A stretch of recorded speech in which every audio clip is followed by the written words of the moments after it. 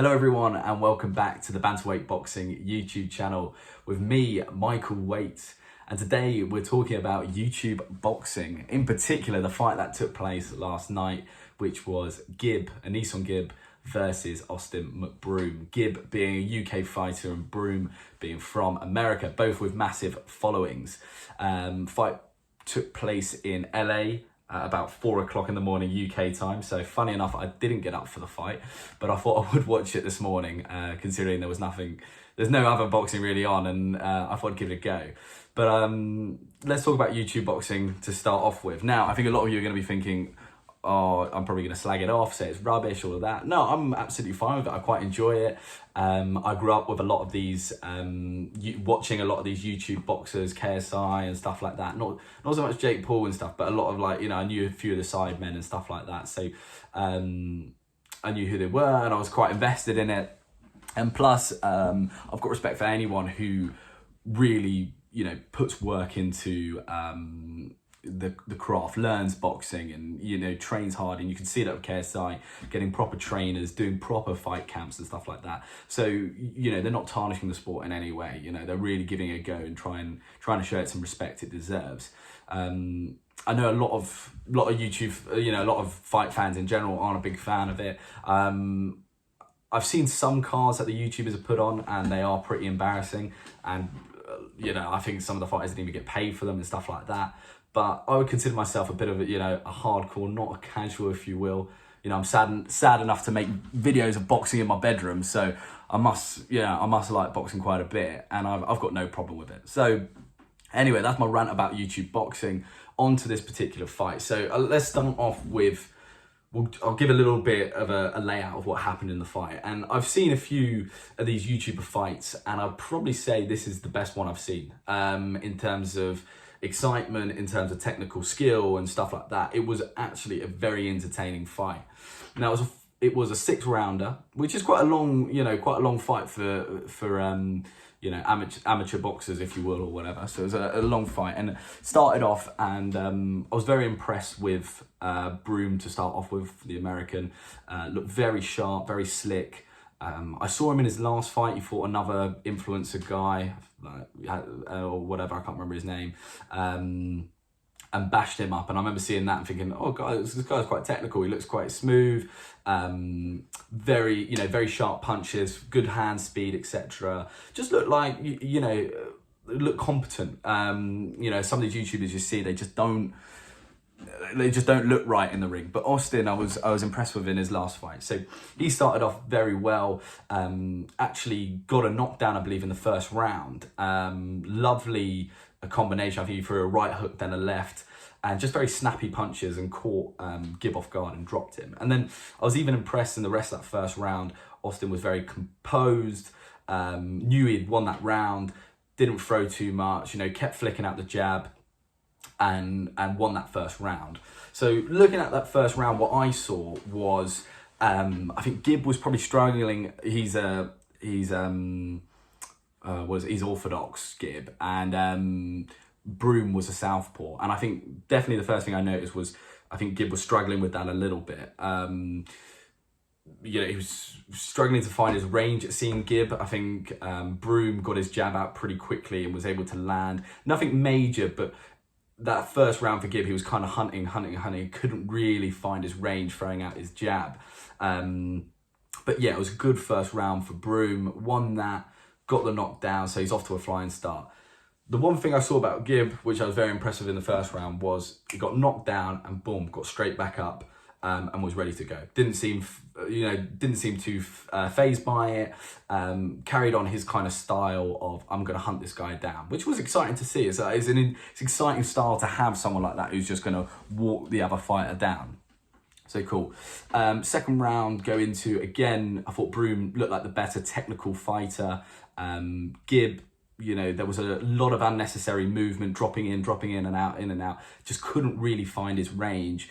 And I think he was also slightly put off in the second round because he had tasted that power from Broom. I don't think he wanted to let go too much. So it was a bit of a dancing second round. I think Broom was just about edging it, landing a few jabs, etc. But the one thing I noticed in that second round was at close range, Gib looked like he had a bit of success, looked like a slightly better fighter at close range, but he was just struggling to struggling to use the jabs to get in close and then fight. But when there was entanglements and little scraps in the close range, Gib was usually having a bit more success. Anyway, going into the third round, that's where Gib got his knockdown on Broom, and I saw a lovely counter right hook, I think it was, from Gib. Austin launches out with a right hook, and Gib kind of, you think he's about to get knocked down, but kind of brushes with the punch and then comes back and hits like Broom kind of off balance and drops him. Now this was the turning point, because Gib had a bit of success in the second round, but probably still lost it. But boom, knocks him down in the third. And I tell you what, when I saw Broom get up in that third round, after getting knocked down, he looked the complete opposite to Gib. He straight away looked like someone who did not want to be there. He had not felt what it was like to taste the canvas like Gib had done, and just didn't want to be there whatsoever. And I could just see it on him, right? And I think in the third round, what you saw with Broom before he had been knocked down, I just don't think he had the fitness level that Gib had. And in the third round, he looked tired, and it was less slick from Broom, and he didn't have the kind of energy to keep flicking out the jab, keeping Gib off him. And Gib lands a lovely counter hook. I thought that I was very impressed with that. His defense also I was quite impressed with from Gib. Knocks him down, and then as soon as I saw that, I was like, yeah, this Broom geezer doesn't want any of it.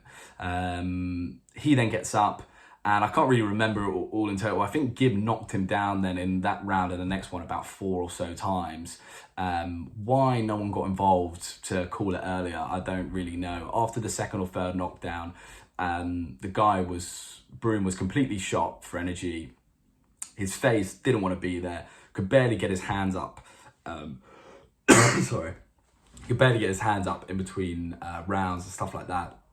It was just a bit silly. I think his team let him down a little bit there. So did the ref, not calling that off. It didn't have to be the final knockdown that came, which was quite a brutal one for Broom. But very impressive performance from Gib.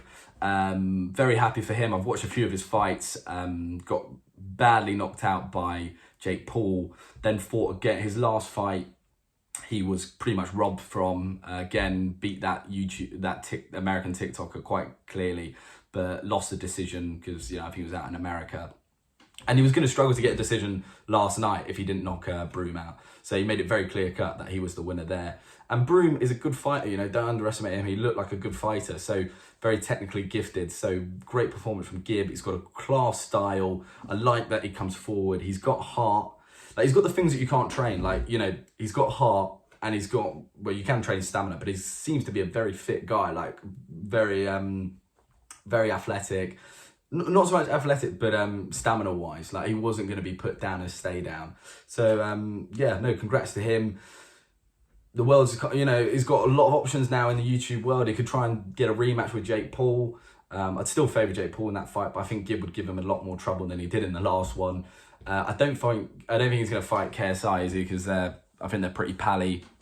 But there's fights to be made now. Exciting stuff for Gib. And I'll be covering some more YouTube stuff. So any more fights coming up, I will mention, do a video about them. But I didn't see too much kind of publicity about this fight, which I was a bit shocked about. But I'm sure we'll see a lot more coming up with Jake Paul and Anderson Silva, etc. So do stay tuned.